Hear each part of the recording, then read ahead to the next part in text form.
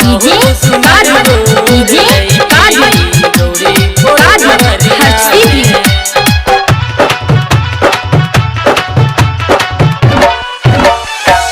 शादी नहीं करब ये भौजी, शादी नहीं करब ये भौजी। पूर्णिया शहरिया में बहुत सुनर गोर लड़की, गौरीपुर गवरिया में बहुत सुनर गोर लड़की, गौरीपुर गवरिया में। शादी नहीं करब ये भौजी, शादी नहीं करब ये भौजी।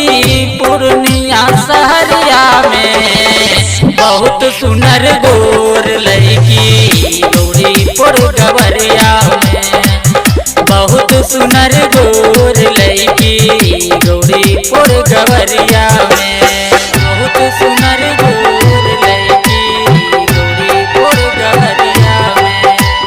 डीजे डीजे हर्षदीप केसिया बकारी कारी, होठ लाल लाल हो, होठ लाल लाल हो। गाल ओकर सेब जैसन करेला बबाल हो, करेला बबाल हो। केसिया बकारी कारी, होठ लाल लाल हो। गाल ओकर सेब जैसन करेला बबाल हो।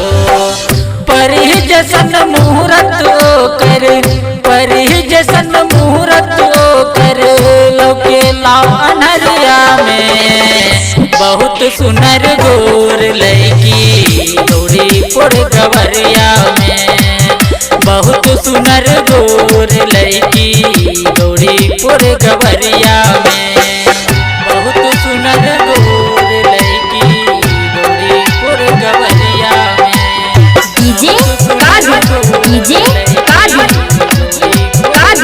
हर्षदीप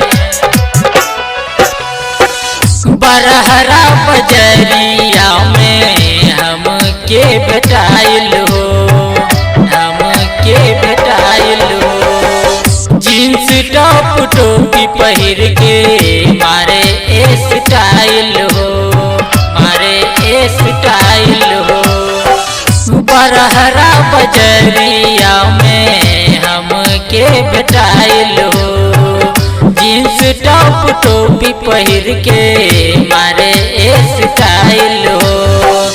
अखिया में चश्मा पहिर के, अखिया में चश्मा पहिर के घुमेली बजरिया में बहुत सुनर गोर लड़की, गौरीपुर गवरिया में बहुत सुनर गोर लड़की, गौरीपुर गवरिया में बहुत सुनर गोर लड़की, गौरीपुर गवरिया में।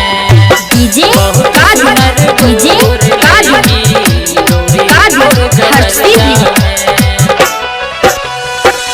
अब ना अकेला रहब, बिहा करवा द, बिहा करवा द। ना त हमारा के जहर मंगवा द, जहर मंगवा द। अब ना अकेला रहब, बिहा करवा द। ना त हमारा के जहर मंगवा द। अब नहीं दियब भौजी, अब नहीं दियब ये भौजी।